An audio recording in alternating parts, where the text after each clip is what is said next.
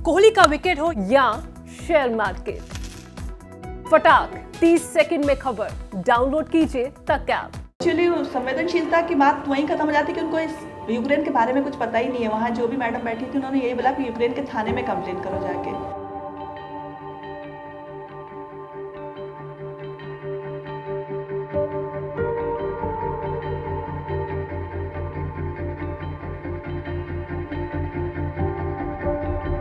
शुरुआत में जो आपने तस्वीरें देखी वो है वैशाली विल्सन की, एक मां की जो अपनी बेटी को यूक्रेन से वापस भारत बुलाने की गुहार लगा रही है। ये तस्वीरें हैं विदिशा की रहने वाली वैशाली विल्सन की, जिनकी बेटी यूक्रेन के कीव शहर में मेडिकल की पढ़ाई कर रही है। यूक्रेन और रशिया के बीच में जिस तरह के हालात पैदा हो रहे हैं उसके बाद से वे काफ़ी चिंतित हैं और वे चाहती हैं कि उनकी बेटी जो है वो वापस भारत सुरक्षित लाई जाए।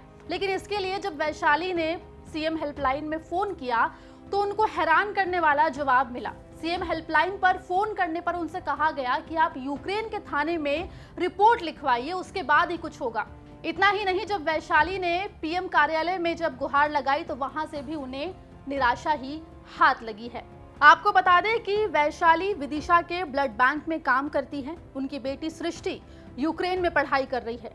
सृष्टि को भारत लाने के लिए वो मदद की गुहार लगा रही है, लेकिन हर जगह से उन्हें निराशा ही हाथ लग रही है। सृष्टि का 5वां सेमेस्टर चल रहा है और यूक्रेन में युद्ध के हालात बने हुए हैं। ऐसे में सृष्टि की मां वैशाली चिंतित है। तनावपूर्ण माहौल से वो अपनी बेटी को जल्द से जल्द भारत वापस बुलाना चाह रही है।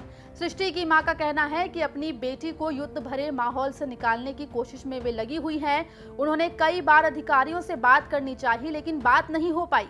सीएम हेल्पलाइन पर यूक्रेन से अपनी बेटी को वापस लाने के लिए मदद मांगने पर उन्हें जो जवाब मिला उससे वैशाली हैरान हो गई। सीएम हेल्पलाइन से जवाब मिला कि यूक्रेन के थाने में मामला दर्ज करवाओ।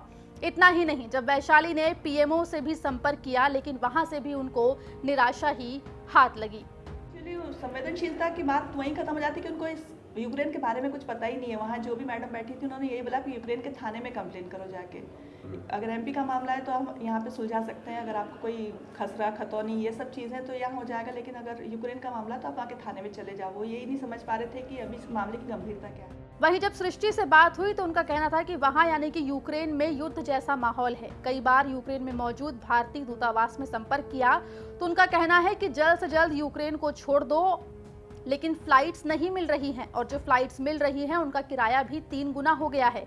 जहां पहले 25,000 की फ्लाइट का टिकट था, वहीं अब ये टिकट बढ़कर 65,000 रुपए में मिल रहा है और वे भारत नहीं आ पा रही हैं। Sir CM helpline, PM helpline सब पे कॉल किया, लेकिन कहीं से कोई सेटिस्फैक्टरी जवाब अभी नहीं मिला है।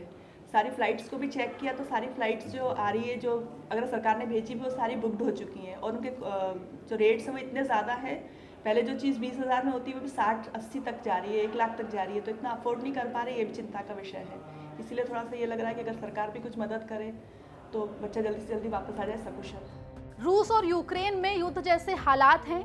मध्य प्रदेश के कई सारे बच्चे जो यूक्रेन में एमबीबीएस की पढ़ाई कर रहे थे वो वापस प्रदेश आए हैं। गृह मंत्री नरोत्तम मिश्रा ने खुद ये बयान दिया था कि मध्य प्रदेश के बच्चों को लाने के लिए सरकार हर संभव प्रयास कर रही है। सीएम शिवराज सिंह चौहान खुद मॉनिटरिंग कर रहे हैं, लेकिन उसके बावजूद भी विदिशा की इस मां को कहीं से भी मदद नहीं मिल रही है। उल्टा ये कहा जा रहा है कि यूक्रेन के थाने में रिपोर्ट लिखवाओ।